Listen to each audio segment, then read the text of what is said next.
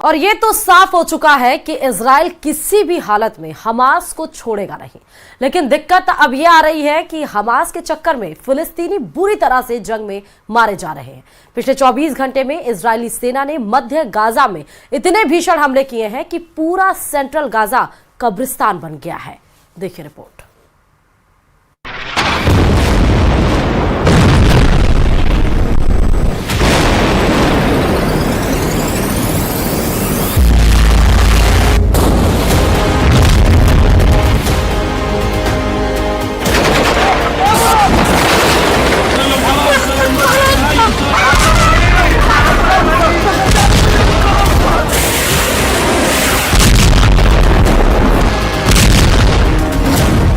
आधी रात भून डाला मध्य गाजा।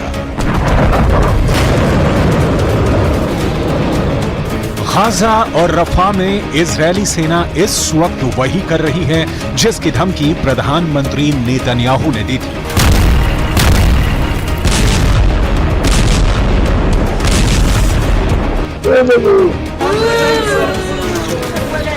हमास भी इस वक्त वही कर रहा है जिसकी धमकी हमास के 4 टॉप कमांडरों ने इजरायल को दी थी।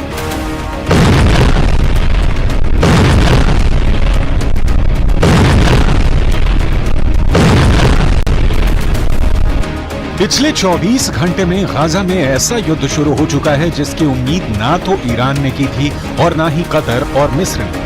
इजरायली सेना फिलिस्तीनियों के खून की प्यासी हो चुकी है और हमास मरते दम तक इजरायल से जंग करने पर आमादा है। हम आपको अब ये दिखाने जा रहे हैं कि कैसे आधी रात से इजरायली सेना मध्य गाजा में खूनी हवाई हमले कर रही है जिसमें दर्जनों फिलिस्तीनी मारे गए हैं। फिलिस्तीनी अथॉरिटी के दावों के मुताबिक आधी रात से इजरायली सेना मध्य गाजा को हवाई हमलों से भून रही है। हवाई हमले इतने ज्यादा घातक और सटीक हैं कि मध्य गाजा में मौजूद इमारतें तेजी से तबाह हो रही हैं। दावों के मुताबिक आधी रात से लगातार भारी बमबारी में गाजा सिटी पर जमकर हवाई हमले हुए हैं। वहीं गाजा से सटे शुजाया में इजरायली हमले में इमारतें तबाह हुई हैं, जबकि शेख इजलिन में हुए हवाई हमलों में कई आम फिलिस्तीनी मारे गए हैं। ताल अल हवा में हमास के लड़ाकों ने बेशक इजरायली सेना पर पलटवार किया है, लेकिन वो हमले लगभग नाकाम साबित हुए हैं। कुल मिलाकर गाजा सिटी, शुजाया, शेख इजलिन, ताल अल हवा में दर्जनों लोग इजरायल के भीषण हवाई हमले में मारे गए हैं। اللي امر بقتلنا ما استنكر في المحافل الدوليه، ما امر بوقف اطلاق نار، حتى هذا الشعب يدخل له الاكل والشرب بطريقه محترمه. جعلونا وحوش مجرمين على بعضنا عشان نتلقى الغذاء، نتلقى الطعام. اللي ما ماتش من المساعد من المظلات مات على الكويت، مات على النابلس। हमास का पलटवार 24 घंटे से खूनी युद्ध।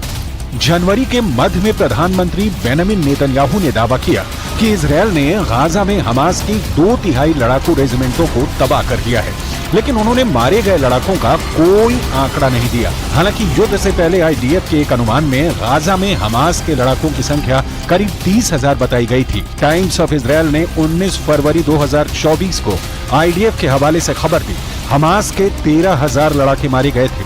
युद्ध शुरू होने के बाद आंकड़े बताते हैं कि गाजा पट्टी में मारे गए लोगों में कम से कम 70% महिलाएं और बच्चे हैं। पिछले 24 घंटे में मध्य गाजा में जिस तरह से इजरायली सेना ने भीषण हवाई हमले किए हैं, वो साबित करते हैं कि हमास को लेकर इजरायली सेना जरा भी रहम नहीं दिखा रही है। अंधाधुंध हवाई हमले गाजा से रफा और उससे सटे इलाकों में किए जा रहे हैं। इजरायली हवाई हमलों पर किए गए दावों के मुताबिक पिछले 24 घंटे में इजरायली हवाई हमले में 28 लोग मारे गए हैं, जबकि 51 से ज्यादा फिलिस्तीनी इजरायल के हमले में बुरी तरह से घायल हुए हैं। इजरायली वायुसेना गाजा सिटी में रिहायशी इमारतों पर अंधाधुंध हवाई हमले कर रही है। स्थानीय मीडिया के दावों के मुताबिक तबाह इमारतों में सैकड़ों फिलिस्तीनी बच्चे फंसे हुए हैं। इजरायल काफी समय से इस बात पर जोर दे रहा है कि वो मिस्र की सीमा से लगे शहर रफा पर बड़ा जमीनी हमला करेगा, क्योंकि हमास की आखिरी बटालियन यहीं पर छिपी हुई है। ऐसे में दावा किया जा रहा है कि 7 अक्टूबर 2023 के बाद से आईडीएफ के हमलों में कम से कम 34,596 फिलिस्तीनी मारे गए, जबकि 77,816 फिलिस्तीनी हमलों में घायल हो चुके हैं। ואני מברך על כך שממשל ביידן הבהיר שלשום שזו עדיין גם עמדתו. ואני מבקש להעביר דבר נוסף. ישראל היא לא זו שמונעת עסקה. חמאס מונע עסקה. דרישותיו הקיצוניות נועדו להביא להפסקת המלחמה והשארתו על כנו. זאת אומרת, להבטיח את הישרדותו, את שיקומו. आधी रात भून डाला मध्य गाजा। इधर इजरायली सेना हमास के टॉप कमांडर्स को मारना चाहती है, लेकिन दिक्कत यह है कि हमास चीफ वानिया कतर में छिपा बैठा है, जबकि सिनवार मिस्र से सटे रफा की सुरंगों में आबादी वाले इलाकों में छिपा बैठा है। इजरायल इसलिए बार बार कह रहा है कि रफा में हम ऑपरेशन शुरू कर चुके हैं। 4 जनवरी 2024 तक इजरायली सेना गाजा में 65,000 टन बमों से हमला कर चुकी है। इजरायल के भीषण खूनी हमले में 400 वर्ग किलोमीटर इलाके में 23 लाख फिलिस्तीनी फंसे हुए हैं। इजरायल दिसंबर 2023 तक गाजा पट्टी में 29,000 से ज्यादा बम बरसा चुका है, जिसमें गाजा पट्टी में मौजूद 70% से ज्यादा इमारतें पूरी तरह से तबाह हो चुकी हैं। कुछ दावों के मुताबिक हमास की 80% सुरंगें इजरायल की भयानक बमबारी में तबाह हो चुकी हैं, लेकिन रफा में मौजूद हमास की सुरंगों को तबाह करना इजरायल के लिए बहुत बड़ा सिरदर्द है, क्योंकि सुरंगें ठीक घनी आबादी के नीचे हैं। अगर यहाँ पर इजरायल 3,000 किलो के बम गिराता है तो यहाँ पर हजारों लोग मारे जाएंगे। אני אלחם בזה בכל כוחותיי. כפי שהחיילים שלנו מאוחדים להגן עלינו בשדה הקרב, אנחנו מאוחדים להגן עליהם בשדה המדיני. יחד נלחם, ובעזרת השם, יחד ננצח. पश्चिम की एक मीडिया रिपोर्ट के मुताबिक इजरायल अब तमाम दबावों के बावजूद हमला नहीं रोकेगा और ना ही हमास को बचने का जरा भी मौका देगा। अब देखना होगा कि हमास इजरायल से मुकाबला और कितने दिन तक कर पाता है।